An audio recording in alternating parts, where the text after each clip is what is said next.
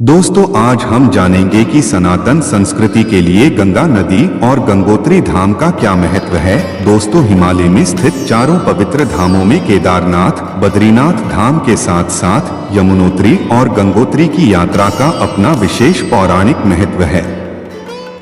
गोमुख भागीरथी नदी का उद्गम स्थल है। यह वह पवित्र स्थली है जहाँ भागीरथी नदी का अवतरण हुआ।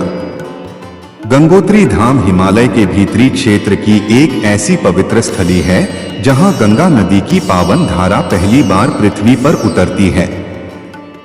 धार्मिक पुराणों और ग्रंथों के अनुसार देवी गंगा ने कठोर तपस्या के पश्चात एक नदी का रूप लिया और महाराजा भागीरथ के पूर्वजों को उनके पापों से मुक्त किया। महाराजा भागीरथ की तपस्या से पृथ्वी पर आने के कारण गंगा जी का नाम भागीरथी पड़ा। गंगोत्री धाम का इतिहास एवं पौराणिक कथाएं। पौराणिक कथाओं के अनुसार भगवान श्री रामचंद्र के पूर्वज रघुकुल के राजा भागीरथी ने अपने पूर्वजों को उनके किए गए पापों से भी मुक्त कराने के लिए एक पवित्र शिलाखंड पर ध्यान लगाकर भगवान शिव की कठोर तपस्या की थी।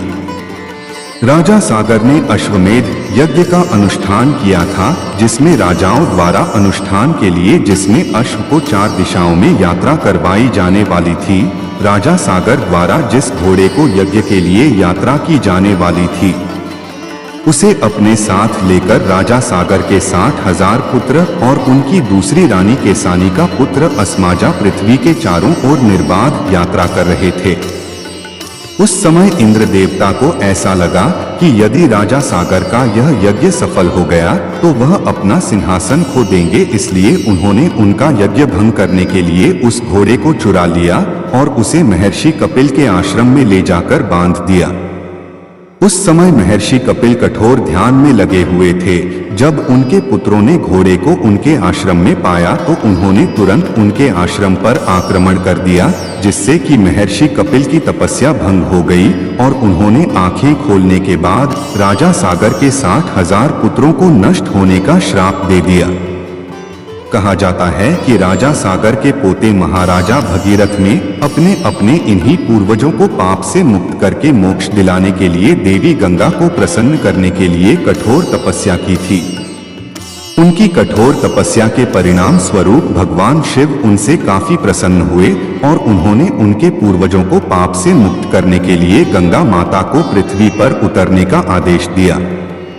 गंगा माता की तीव्र और प्रचंड धाराओं को नियंत्रित करने के लिए भगवान शिव ने उन्हें अपनी जटा में उतारा, फिर उसके बाद वह पृथ्वी पर आई। गंगोत्री धाम के विभिन्न दर्शनीय स्थल। गंगोत्री धाम में विभिन्न प्रकार के दर्शनीय स्थल विराजमान है, जहां श्रद्धालु आकर पूजा अर्चना करते हैं। साथ ही साथ इस धाम में कई कुंड भी हैं। गंगा मंदिर गंगोत्री धाम में उपस्थित पूजनीय स्थलों में से सबसे प्रमुख है। इस स्थान पर देवी गंगा की मूर्ति स्थापित की गई है। कहा जाता है कि इसे शंकराचार्य ने स्थापित किया था। साथ ही साथ इस मंदिर में शंकराचार्य, यमुना, सरस्वती जी और महाराज भगीरथ की मूर्तियां भी रखी गई हैं। इस मंदिर के पास एक भैरव मंदिर भी है। इसके अलावा यहाँ पर 3 कुंड भी हैं, जिनका नाम सूर्य कुंड, विष्णु कुंड, ब्रह्मा कुंड है। भागीरथ शिला।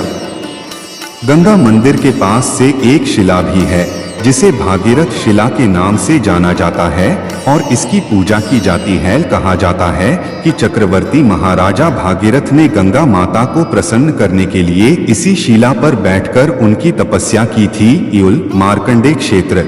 हर वर्ष ठंडी के समय पूरा गंगोत्री धाम बर्फ से ढक जाता है, जिससे श्रद्धालुओं को दर्शन करने में और पूजा पाठ करने में दिक्कत होती है। इसलिए यहाँ पर स्थित सभी चल मूर्तियों को शीत ऋतु में कुछ समय के लिए मार्कंडेय क्षेत्र में ले जाया जाता है। कहा जाता है कि क्षेत्र मार्कंडेय ऋषि का क्षेत्र था और यही इन मूर्तियों की पूजा अर्चना की जाती है। गोमुख। यह वह स्थान है जहाँ से गंगा माता का उद्गम होता है। इसी गोमुख के पास स्थित ग्लेशियर के नीचे से गंगा माता का उद्गम होता है। यह वह स्थान है जहाँ हर समय हिमालय की चोटियाँ पिघलती रहती हैं, जो बर्फ से ढकी हुई हैं। गंगोत्री मंदिर का महत्व क्या है? दोस्तों, हिंदुओं के लिए गंगोत्री धाम बहुत विशेष महत्व रखता है। यह सनातन संस्कृति के मानने वाले लोगों के लिए तीर्थ क्षेत्र माना जाता है। कहा जाता है कि अपने पूर्ण आयु काल में एक बार इन तीर्थ स्थलों पर तीर्थ जरूर करना चाहिए। गंगोत्री मंदिर के पास एकत्रित गंगा जी के जल को अमृत के तुल्य माना जाता है और इससे सभी श्रद्धालु अपने घरों में लेकर जाते हैं। कुल कहा जाता है कि इसी गंगोत्री धाम में महाभारत युद्ध के दौरान पांडवों ने अपने हाथों से अपने पूर्वज और रिश्तेदारों की हत्या का प्रायश्चित करने के लिए देव यज्ञ किया था। तब जाकर उन्हें इस पाप से मुक्ति मिली थी। सर्दियों के दौरान गंगोत्री मंदिर के पश्चात शिवलिंगम जैसी एक संरचना दिखाई पड़ती है। कहा जाता है कि अभय स्थान है जहां भगवान शिव ने गंगा माता को अपनी जटाओं में संकुचित करके पृथ्वी पर उतारा था।